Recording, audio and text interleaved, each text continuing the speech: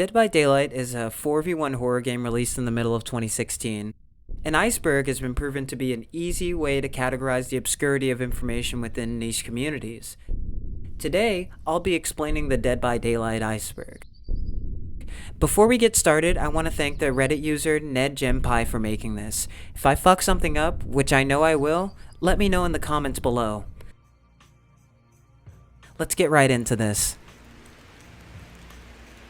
The tip of the iceberg. Golden toolboxes. Golden toolboxes are just that.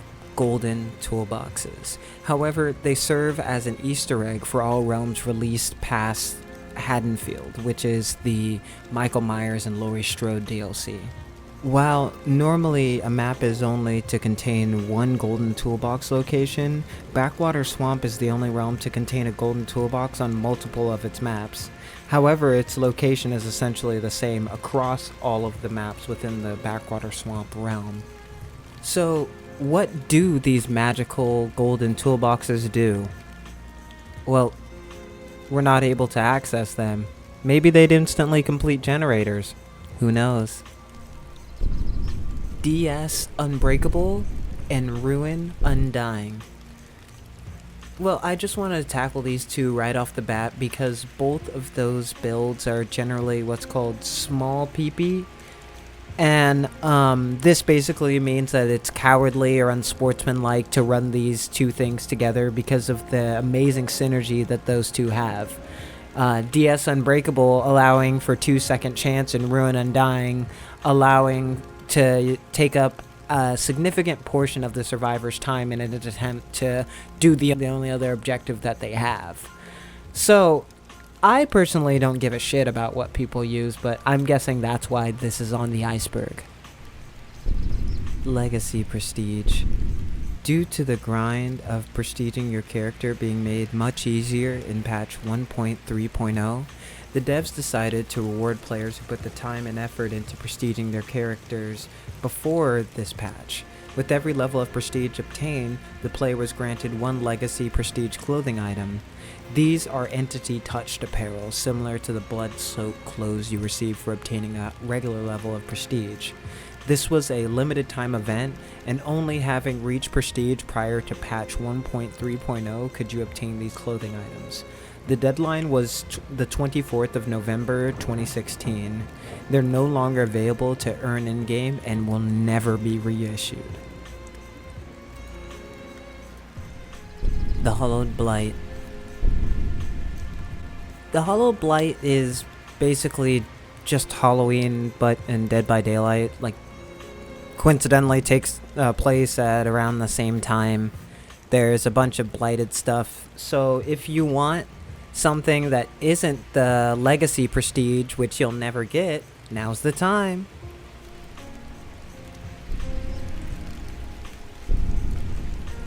I think that will clear things up for the first section. Let's go down to the second level.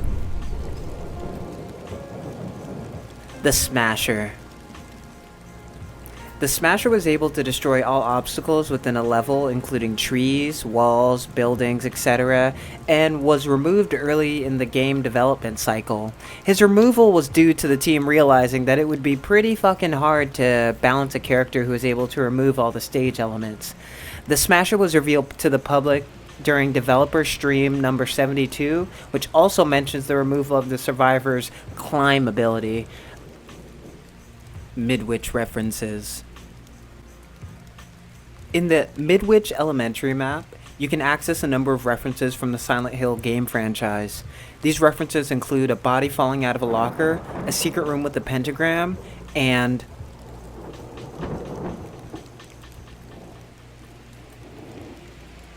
the entity is genderless. Well, yeah, based on this entry, I'm gonna go ahead and say that, yeah, the entity is non-binary, and honestly, good for them. Chuckles. If you were to take a trip down the memory lane that is the Dead by Daylight Wikipedia, you'd find towards the trivia part that the Trapper's original name during the alpha was Chuckles, and in the game files for some reason it was misspelled as Checkles. I think that'll cover up some of the more simpler subjects that are at the top. Let's go ahead and go down to the 3rd level.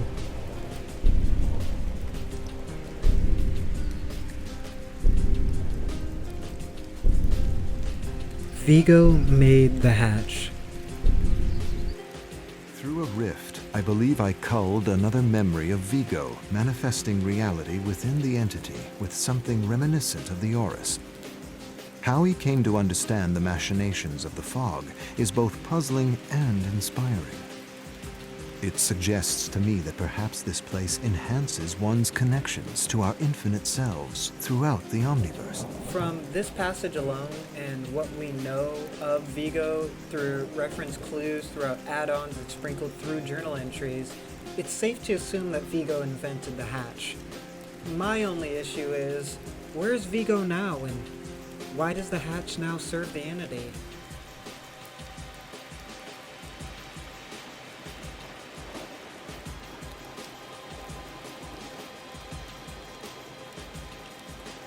Wraith X Nurse.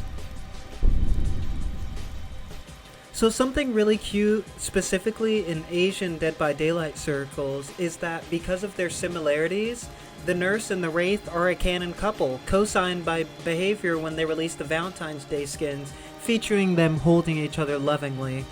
I personally support this couple a lot. Let them be fucking happy. 2 killers, 5 survivor glitch. There used to be a glitch that, as you guessed it, would allow for 2 killers in a match against 3 survivors or 5 survivors in a match alone. This was triggered by having a custom lobby with 6 people in it, specifically 4 that would be survivors and 2 to spectate. Or you can change it up depending on which one of these you wanted to do. But basically, the survivors in it were already readied up, and since there wasn't a killer, since they were on spectate mode, it couldn't start the round. But if you spammed the switch to killer button while you were trying to ready up, it would have a chance of starting the game with either 5 survivors or 2 killers.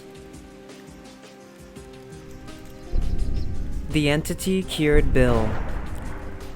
The Sacrifice is a 3-chapter DLC for both Left 4 Dead and Left 4 Dead 2. It was released on October 5th, 2010. The Sacrifice is the 6th and final campaign of Left 4 Dead as well. This DLC explores the, sacrifice that Bill made for his comrades to escape the zombie horde. This sacrifice means that Bill should be a zombie, but for some reason the entity prefers him entirely human and alive.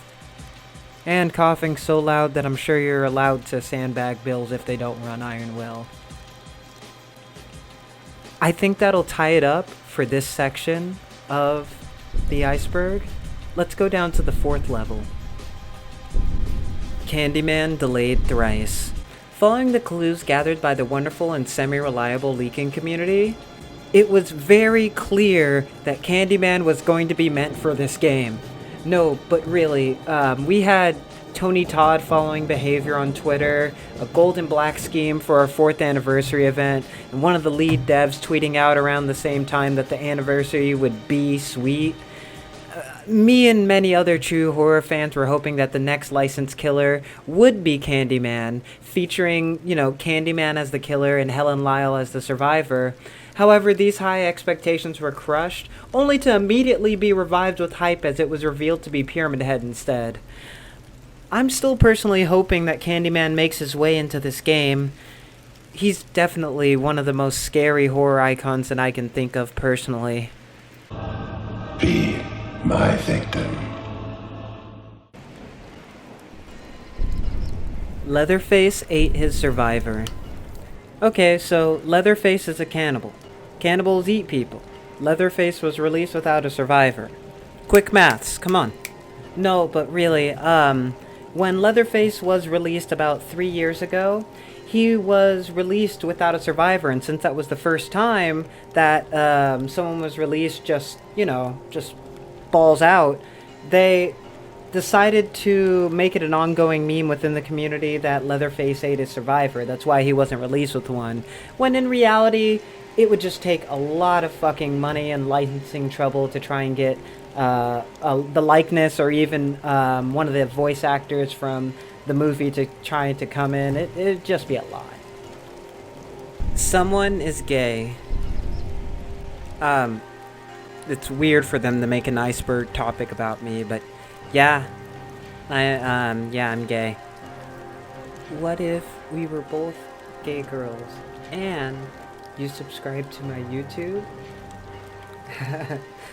Just kidding.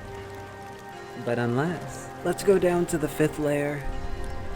I'm afraid this is about as far as I can take you. My legs can only go so far. However, I do know someone that can aid you beyond this. But, for now, let's get to the 5th layer. Nia is from the future. In the graffiti crafter skin for Nia Carlson, you can see that the date on the camera that she's spray painting is set for the future. Not that far off in the future, but still, it's in the future, and considering that most if not all of the killers have been pulled from the past, why can't the entity pull people from the future? Lisa's family were entity cultists.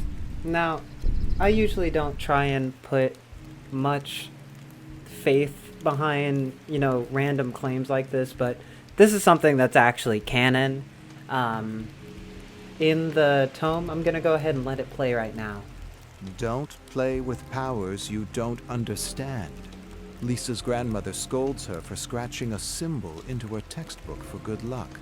Lisa apologizes for snooping through her things. She just wanted to know more about the old village town and the stories of witches and cannibals that were burned alive or chased out.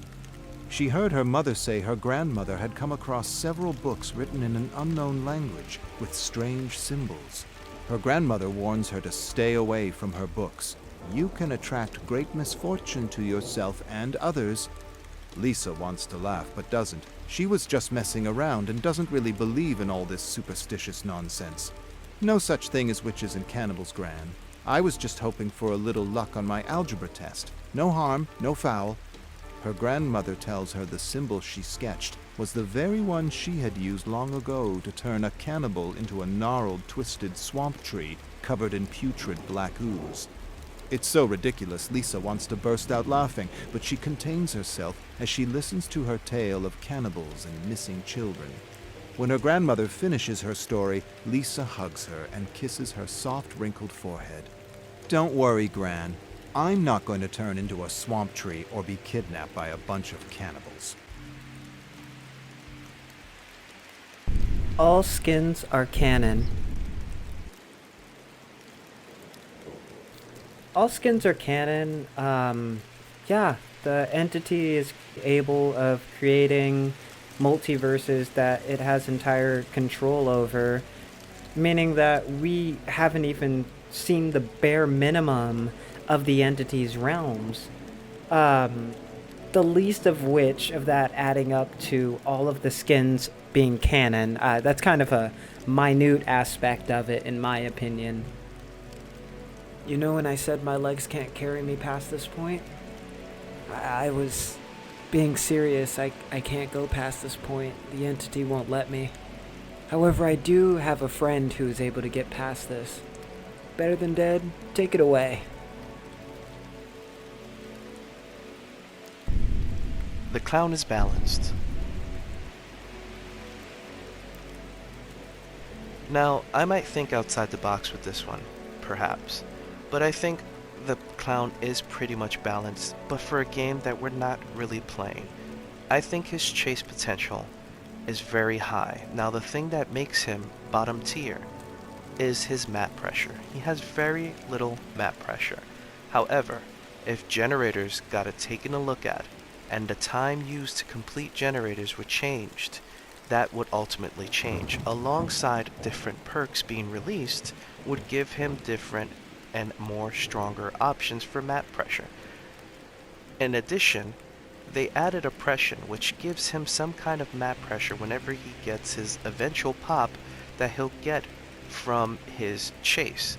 He's gonna knock someone down, hook them, kick a generator will pop, and suddenly oppression is also there, giving him more knowledge on the map, who's working where, and gives him more map pressure. Now with every new perk added, and with every new thing changed, the clown seems more balanced to me than ever. Perhaps we have a difference in opinion. The one thing I do know is that he's getting a rework. Now that rework could change every single thing we think about the clown today. However, as it stands right now, the biggest joke about the clown is this kid.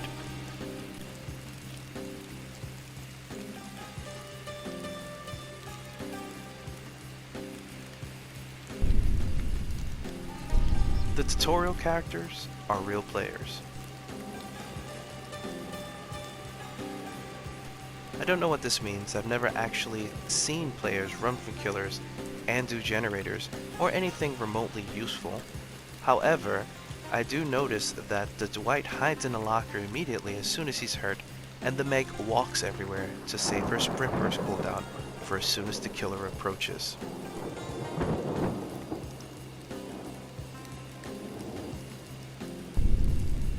Dead by Daylight is real.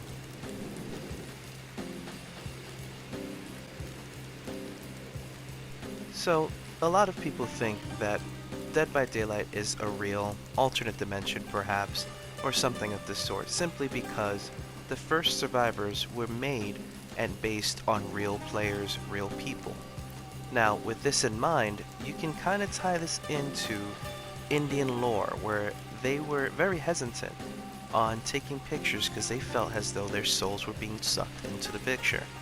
Now, this is a form of moving pictures. This might be far-fetched, but perhaps a piece of these people, a piece of their soul, is in fact in this game. And every day they're fighting for their lives, or teabagging and pointing at killers.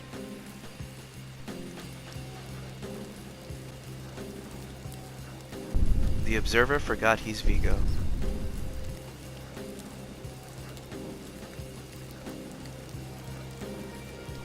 I don't know what this is referring to. From my understanding, these are two completely different characters. The Observer does just as he's named, he observes.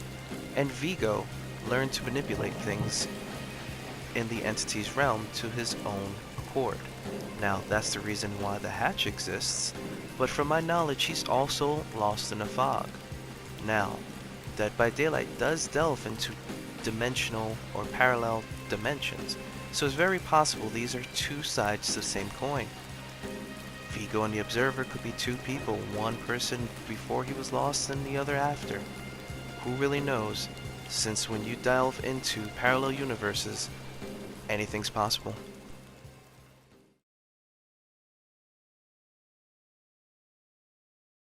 Well, thank you so very much for watching through this video. Yeah, I usually don't make videos like this. I usually just like to make my little like meme edits weekly, but I got this idea and I really wanted to do it, so I appreciate each and every person who stuck around to watch this. And you know, if you liked it, go ahead and shoot me a like. You know, subscribe if you like Dead by Daylight, but not if you like Icebergs, because I don't do those usually. I am considering already to record more of these entries, because this was a fun experience. If you'd like to see that, just let me know. Have a day.